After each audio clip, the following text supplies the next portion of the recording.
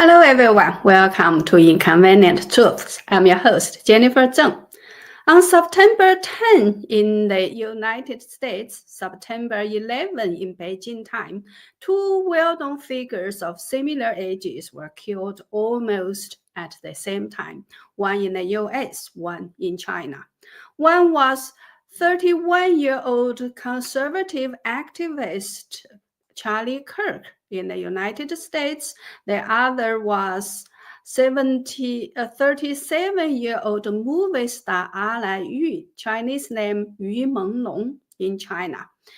At first glance, these two people seem unrelated, but besides being close in age and dying at nearly the same time, their deaths produced a similar and unexpected large social reaction.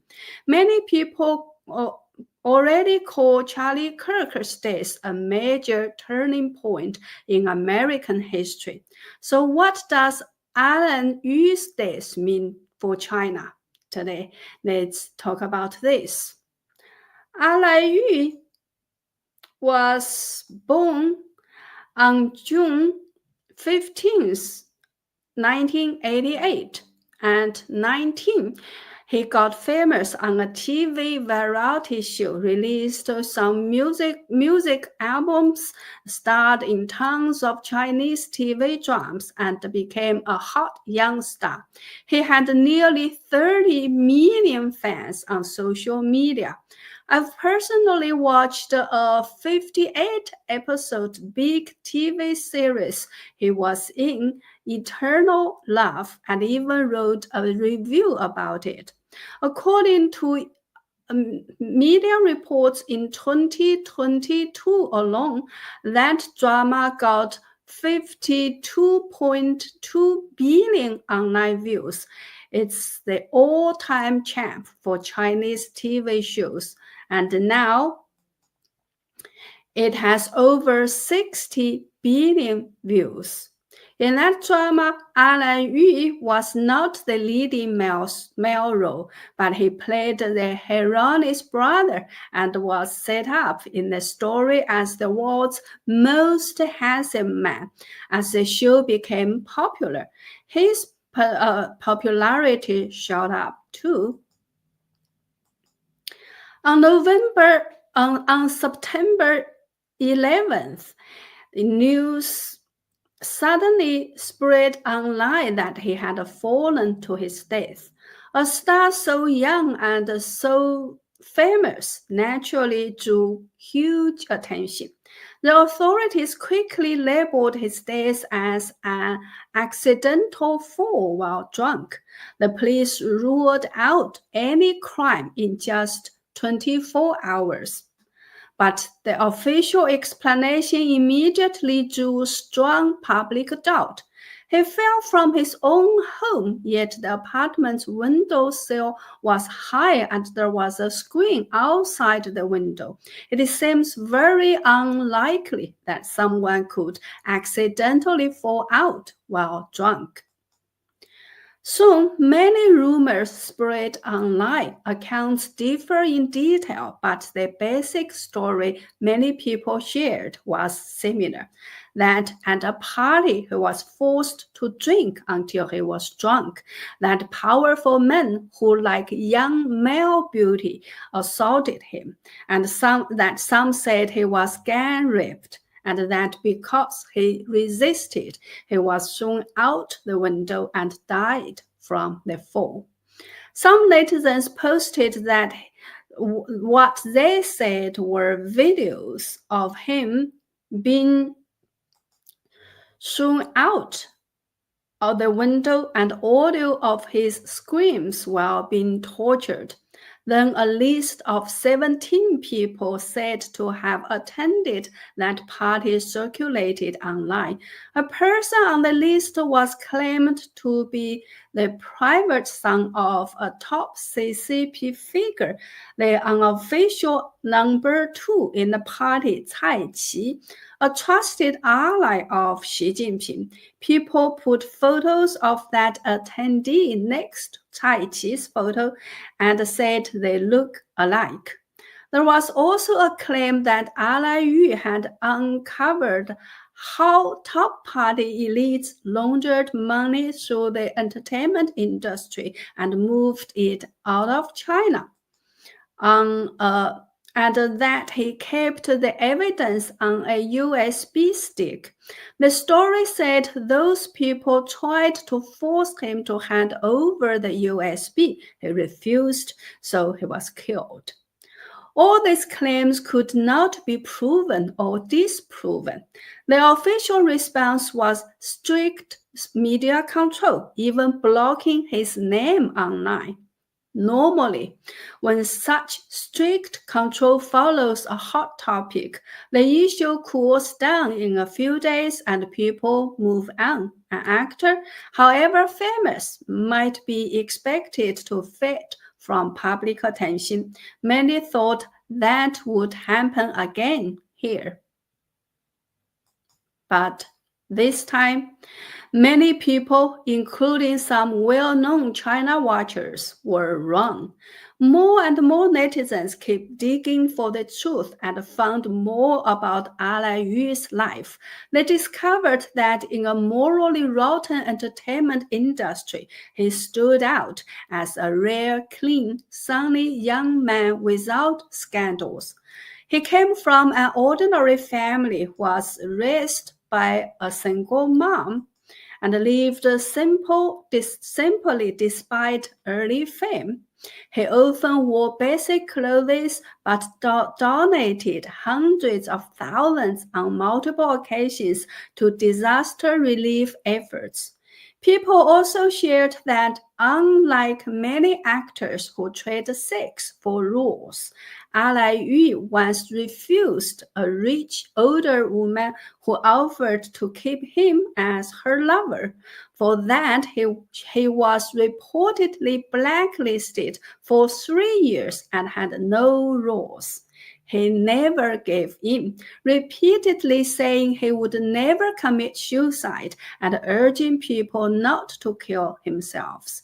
His kindness and refusal to go along with the dirty crowd touched many hearts. People asked, if even a top star like him can just vanish for no reason, what hope do ordinary people have? So netizens got creative to keep speaking out. For example, when CCTV anchors encouraged viewers to go enjoy Beijing's autumn, tons of comments flooded in. Can I go and come back? Free for what if I get thrown down? Why go to land and turn into an urn? They never mentioned Ally Yu, but everyone knew they were questioning his death. After about 10 days of silence, the authorities suddenly announced they had arrested 3 people for spreading rumors about Ally Yu's death to crack down on online falsehoods. This only made netizens louder. There was no direct official answer to any of the public doubts. Instead, people who asked questions were arrested. Many people began to use VPNs to look for news abroad. VPN downloads surged and subscriptions to overseas Chinese language media rose about 20%. So far, posts about Ally Yu have been read more than 20 billion times. Some say the CCP clearly underestimated the impact of Ally Yu's death. This event turned into an burst of public distrust and anger, hitting many people's last moral bottom line.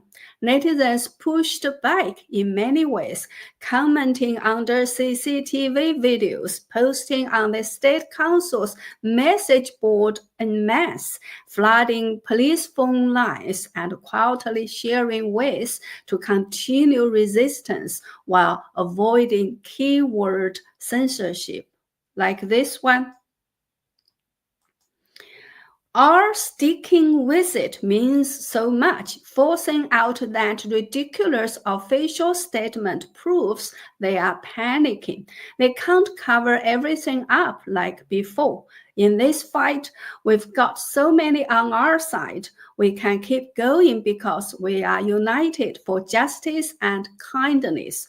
That power just grows. Their side, just thugs tied by greed. When it hits one of them, they'll crack from inside. So let's have faith we'll win.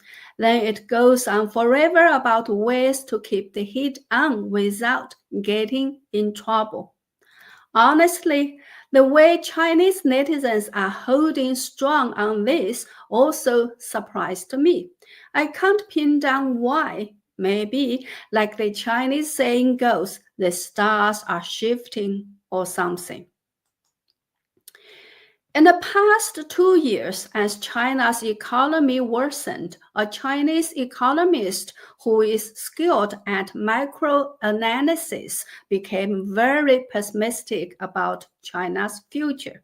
He thinks the CCP will do anything to hold power and keep the top elites living fancy, including starving half of China to death and to force everyone into a North Korea-style lockdown society.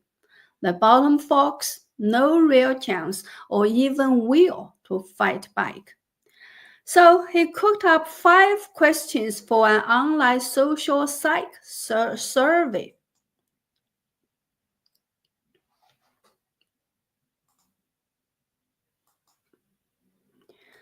So question 1.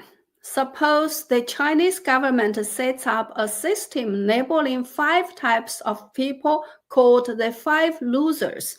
These are individuals who have failed in investments, in life, in mental health, in relationships, or who have become mentally unstable. They would be secretly monitored and would not be allowed to use mobile payments, public transportation, or take exams to get jobs, among other restrictions. So the question is, how would you react to this? Option 1, none of my business, whatever. 18.5% picked it. Option 2, totally support, they deserve it, just 70.6%. Option 3, quietly feel sorry for them. 57.1% went with this. Option 4, stand up and fight back, even if it cost me. 16.8%. By the way, this Economist has 312,000 followers on X and 6,861 people voted. Question 2. Suppose you are labeled as one of the 5 losers and the government will implement open discrimination, no train, plane, or bus tickets, can't take civil service or grant exams, can't start a business, your kids get treated like criminal offspring with political checks, your phone payments stop, bank frozen, etc. You and your family have no legal ways to change your fate. How would you react? Option 1, take it quietly till I starve to death. 12%, 6%. Option 2, run to the deep woods and starve alone. 6.2%. Option 3, fight back, give my life. 16.4%. Option 4, link up with other 5 losers for group rebelling. 64.7% choose this. Then question 3. If the government's plan is to force your whole clan to starve to death and other 5 losers come to organize resistance and you agree, but the government offers an amnesty to anyone who reports other 5 losers, canceling their status and restoring all rights, what would you do? Option 1, sell out my rebel buddies right away. 21.5%. Option 2, trust my allies over the government, keep fighting. 57.4%. Option 3, flee with family, starve in the wild. 5%, 3%. Option 4, try running away from China, whole family shot at the border. 15.8%. Then question 4, to prevent betrayal and keep the alliance solid, the group decides to punish suspected informers by killing their whole family, men, women, children, elderly, completely. You are assigned to kill one suspected traitor whose family has 2 old people, a sick wife, and 2 small children. The traitor planned to inform for medical care and welfare for his family. If he betrays you, your 100 allied families will be wiped out. What will you do? Option 1, kill the whole family, hide the bodies. 66.4%.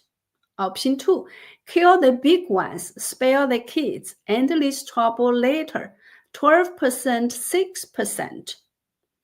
12.6%. Option 3, can't do it, flee with family, starve to death.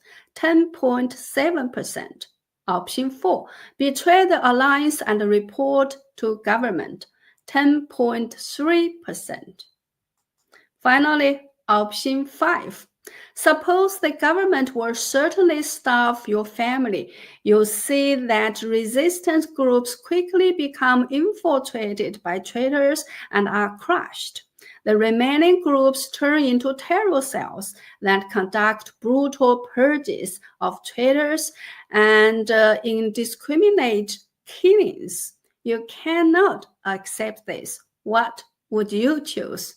Option 1, wait to die with my entire family. 6.9%. Option 2, join the rebels and become a terrorist. 30.7%. Option 3, go lone wolf, sabotage power, water, gas system. 48.5%. Option 4, try to escape the country and be shot at the border. 16.9%. So, what do you think after seeing these 5 poll results? The Economist said that people tend to view themselves more bravely when answering online surveys and downplay their own fear. In real life, far fewer people would actually resist. From these poll results, he concluded that organized mass resistance in China is impossible. First, those who dare to resist might be only 2.7% to 4% of the population. Second, in an alliance, if there are more than 5 other members, the chance of one of them selling you to the government is almost 100%. Third, to prevent betrayal, the group would have to create terror within, becoming a violent extremist group that cannot gain formal support domestically or internationally.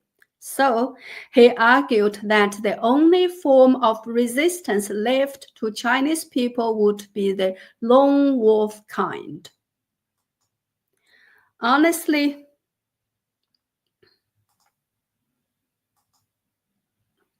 A few months back, when I saw these results, I felt depressed. Rebelling in China seems way too hard, especially with the CCP's digital control maxed out. But the recent reactions to Charlie Kirk's and Ala Yu's death made me remember an old Chinese saying, "Man plans, but heaven decides." The Economist 5 questions assume people are selfish, evil, or willing to betray others to save themselves. In his setup, the weak only wait to die, betray, or become terrorists, a sophisticated, hopeless picture. Yet the reaction to Charlie Kirk and Ala Yu's deaths showed another possibility. Goodness can stop evil, and kindness can save others, and in doing so, save ourselves. From one perspective, both Charlie Kirk and Ala Yu were victims of communism. After the Cold War, the threat of communism didn't disappear. It changed forms. In the West, it spread quietly through ideology in campuses, media, arts, law, even families, governments, and NGOs. In China, it often shows itself in violent ways. But the evil aim of communism, to destroy humanity, is the same East and West. In some ways, it seems close to succeeding. Sometimes I think only divine intervention could stop it. But lately, like the name of Charlie Kirk's group, Turning Point USA says, I feel the tide is turning. That change is both divine intervention and a human awakening. People are waking up. I won't go into all the shifts happening in the US and around the world. I believe that you must have seen them yourselves. In China, the party tries to atomize people with high tech so everyone becomes someone else's hell. But if enough people still keep their humanity and kindness, the evil plan cannot succeed. Do you agree? Well, that's all for today. Please like, share, comment, and subscribe if you haven't already. You can also go visit my website at jenniferzengblog.com to sign up for a membership or make a donation. Any kind of support means the world to me. Thank you, and see you next